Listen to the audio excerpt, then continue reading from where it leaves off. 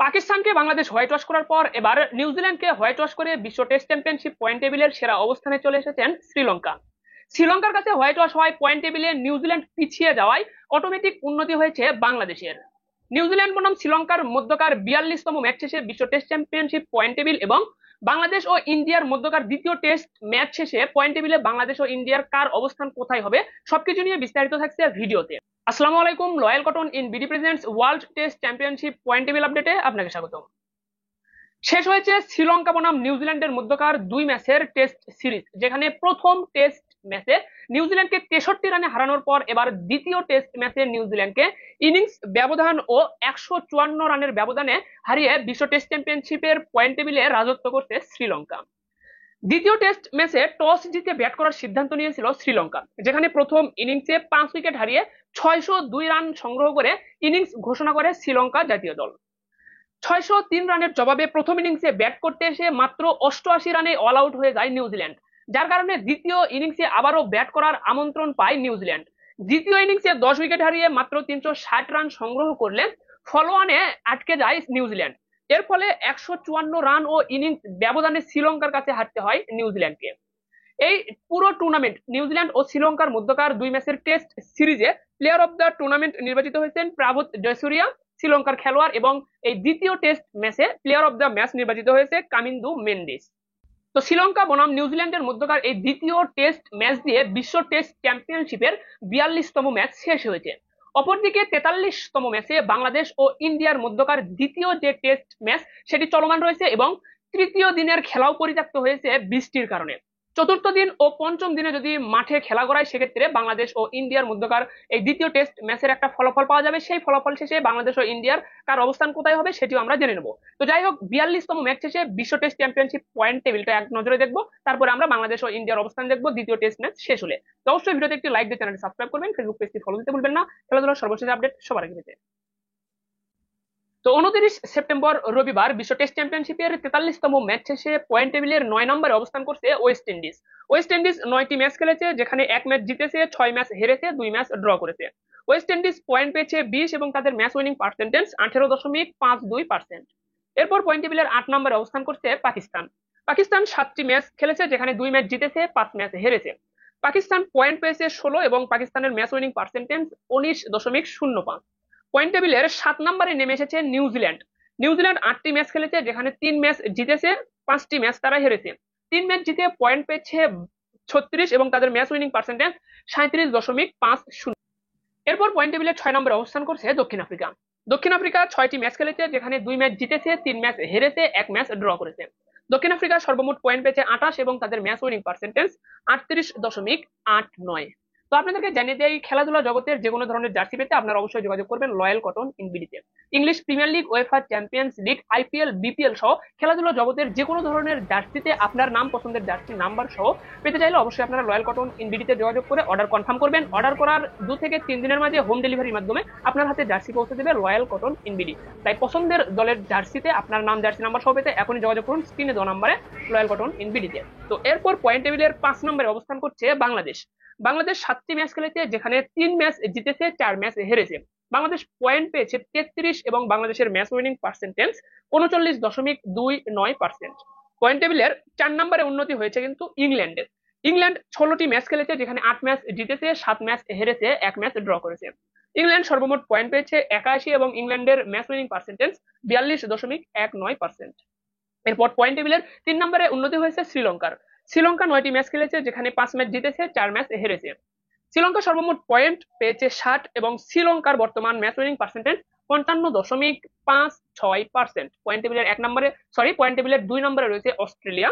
Australia 12টি match খেলেছে, যেখানে 8 match জিতেছে, 3 ম্যাচ হেরেছে, 1 ম্যাচ ড্র করেছে। অস্ট্রেলিয়া পয়েন্ট পেয়েছে 90 এবং তাদের ম্যাচ উইনিং পার্সেন্টেজ 62.50। পয়েন্ট টেবিলের 1 নম্বরে রয়েছে ইন্ডিয়া।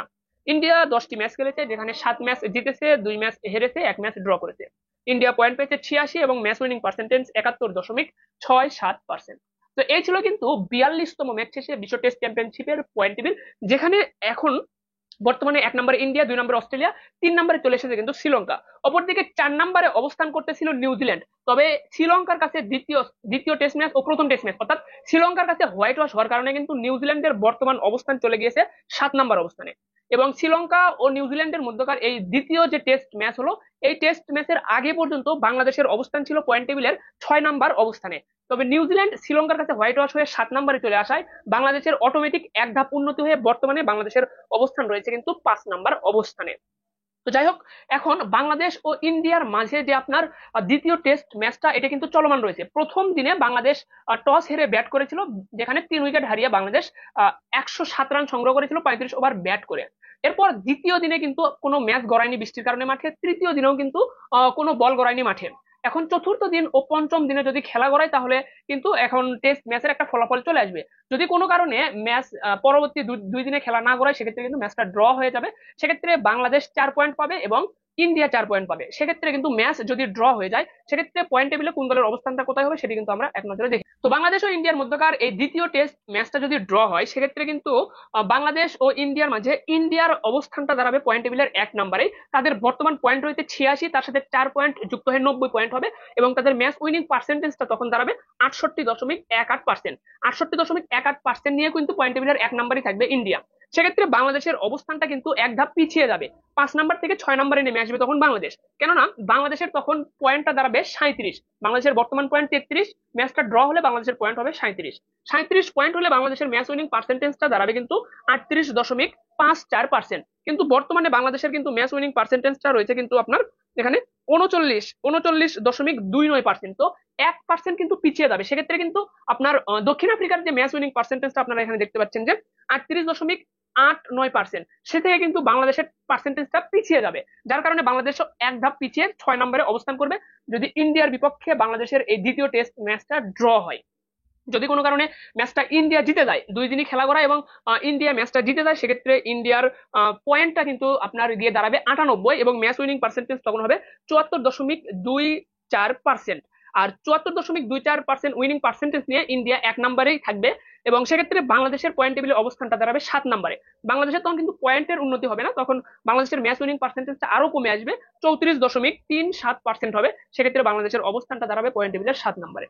আর যদি কোনো কারণে কাকতালীয় ভাবে বাংলাদেশ ইন্ডিয়ার বিপক্ষে এই দ্বিতীয় ম্যাচটা জিতে যায়, যদিও সম্ভব নয়, তারপরে যদি জিতে যায়, সেক্ষেত্রে অবস্থানটা বাংলাদেশের কোথায় হবে সেটি আপনাদেরকে জেনে দেওয়ার চেষ্টা করতেছি। তো ইন্ডিয়া বনাম বাংলাদেশের মধ্যকার দ্বিতীয় টেস্ট ম্যাচে বাংলাদেশ যদি জয়লাভ করে, সেক্ষেত্রে কিন্তু ইন্ডিয়ার যে পয়েন্ট বর্তমান 86 থাকবে, তখন ইন্ডিয়ার উইনিং পার্সেন্টেজটা কিন্তু কমে গিয়ে 65.15 হবে। 65.15 ম্যাচ উইনিং পার্সেন্টেজ নিয়ে ইন্ডিয়া কিন্তু 1 নম্বরে অবস্থান করবে। সেক্ষেত্রে বাংলাদেশের উন্নতি হবে, এক ধাপ উন্নতি হয়ে বাংলাদেশ পয়েন্ট টেবিলে 4 নম্বরে অবস্থান করবে। বাংলাদেশের তখন পয়েন্ট গিয়ে দাঁড়াবে 45, এবং বাংলাদেশের ম্যাচ উইনিং পার্সেন্টেজটা হবে 46.87%। তো 46.87% ম্যাচ উইনিং পার্সেন্টেজ নিয়ে কিন্তু বাংলাদেশ তখন পয়েন্ট টেবিলে 4 নম্বরে অবস্থান করবে, যদি দ্বিতীয় টেস্ট ম্যাচটা বাংলাদেশ ইন্ডিয়ার বিপক্ষে জিতে যায়। তো ইন্ডিয়ার বিপক্ষে এই দ্বিতীয় টেস্ট ম্যাচে বাংলাদেশের জয়লাভ করার সম্ভাবনাটা অনেকটাই কম, এবং এই দ্বিতীয় টেস্ট ম্যাচটা কিন্তু ড্র হওয়ার সম্ভাবনাই প্রবল। সবচেয়ে বেশি সম্ভাবনা রয়েছে ম্যাচটা ড্র হওয়ার। তো ম্যাচটা ড্র হলে কিন্তু বাংলাদেশ এক ধাপ পিছিয়ে যাচ্ছে, ড্র হলেও এক ধাপ পিছিয়ে যাবে পয়েন্ট টেবিলে। সব মিলিয়ে এই ছিল কিন্তু 42তম ম্যাচ শেষে বিশ্ব টেস্ট চ্যাম্পিয়নশিপের পয়েন্ট টেবিল।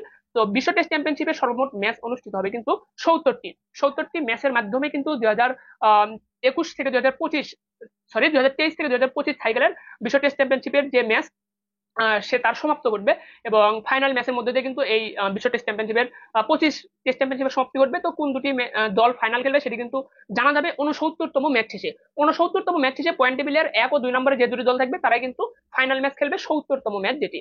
তো বিশ্ব টেস্ট চ্যাম্পিয়নশিপে কিন্তু পয়েন্টের হিসাবটার থেকে বেশি প্রাধান্য দেওয়া হয় ম্যাচ উইনিং পার্সেন্টেজে, কেননা এখানে প্রত্যেকটি দল কিন্তু সমান সংখ্যক ম্যাচ খেলবে না। এখানে কিন্তু এক একটা দল এক এক সংখ্যক ম্যাচ খেলবে, এবং এখানে একটা নিয়ম হলো প্রত্যেকটি দল 6টা করে সিরিজ খেলবে। তো এক একটা দলের ক্ষেত্রে, যেমন বাংলাদেশের সিরিজ, একটা সিরিজে বাংলাদেশ 2টা ম্যাচ খেলে, কিন্তু ইন্ডিয়া যখন অস্ট্রেলিয়ার বিপক্ষে সিরিজ খেলে, সেক্ষেত্রে কিন্তু 5টা করে ম্যাচ থাকে, বা ইন্ডিয়া ইংল্যান্ডের সাথে যখন সিরিজ খেলে তখন 5টা করে ম্যাচ থাকে। বড় দল, র্যাঙ্কিং এ এগিয়ে থাকা দলগুলো তারা কিন্তু বেশি ম্যাচের সিরিজ খেলে থাকে, যার কারণে কিন্তু ম্যাচের এখানে পার্থক্য হয়। এই জন্যই কিন্তু এখানে আপনার পয়েন্টের থেকে এখানে অগ্রাধিকার দেওয়া হয় ম্যাচ উইনিং পার্সেন্টেজের। তো ম্যাচ উইনিং পার্সেন্টেজটাও কিন্তু পয়েন্টের সাথে সম্পর্ক যুক্ত। তো অনেকে কিন্তু এই ম্যাচ উইনিং পার্সেন্টেজ নির্ণয়ের বিষয়টা জেনে থাকেন না, তবে এই হিসাবটা অনেকটাই সহজ। তো আপনারা যদি চান, আলাদা একটি ভিডিওতে আমরা আপনাদেরকে জানিয়ে দেবো যে বিশ্ব টেস্ট চ্যাম্পিয়নশিপ পয়েন্ট টেবিলের কিভাবে হিসাব করা হয়, এবং পয়েন্ট টেবিলে ম্যাচ উইনিং পার্সেন্টেজটা কিভাবে হিসাব করা হয়। তো এই বিষয়ে আলাদা ভিডিও চাইলে অবশ্যই আপনারা কমেন্টে জানাতে পারেন, পরবর্তীতে আপনাদেরকে এই বিষয়টা নিয়ে আমরা ক্লিয়ার করতে পারি। তো যাই হোক, এই ছিল কিন্তু সর্বশেষ আপডেট। তো আপনাদেরকে জানিয়ে যাই, খেলাধুলা জগতের যে কোনো ধরনের জার্সি পেতে আপনারা অবশ্যই যোগাযোগ করবেন রয়্যাল কটন ইন বিডিতে। আপনার পছন্দের ডিজাইনের ডিজিটাল সাবলিমেশন প্রিন্টের জার্সিও কিন্তু আপনারা রয়্যাল কটন ইন বিডি থেকে বানিয়ে নিতে পারবেন। সর্বনিম্ন 10 পিস থেকে শুরু করে সর্বোচ্চ 10,000 পিস পর্যন্ত অর্ডার করতে পারবেন। এছাড়াও যদি আপনার পছন্দের IPL, BPL, English Premier League, UEFA Champions league এগুলো টুর্নামেন্টে আপনার পছন্দের দলের যে কোনো একটি জার্সিও কিন্তু আপনারা অর্ডার করতে পারবেন। সেই জার্সিতে আপনার নাম, জার্সি নাম্বার, পছন্দের জার্সি নাম্বারও লিখিয়ে নিতে পারবেন। তো জার্সি জগতের সকল ধরনের সার্ভিস আপনারা রয়্যাল কটন ইন বিডিতে পেয়ে যাবেন। তাই খেলাধুলা জগতের যে কোনো ধরনের জার্সি সংগ্রহ করতে এখনই যোগাযোগ করুন স্ক্রিনে দেওয়া নাম্বারে, অথবা রয়্যাল কটন ইন বিডির অফিসিয়াল ফেসবুক পেজেও আপনারা যোগাযোগ করতে পারেন। ধন্যবাদ সকলকে, ভালো থাকবেন সবাই, দেখা হচ্ছে পরবর্তী ভিডিওতে। আসসালামু আলাইকুম।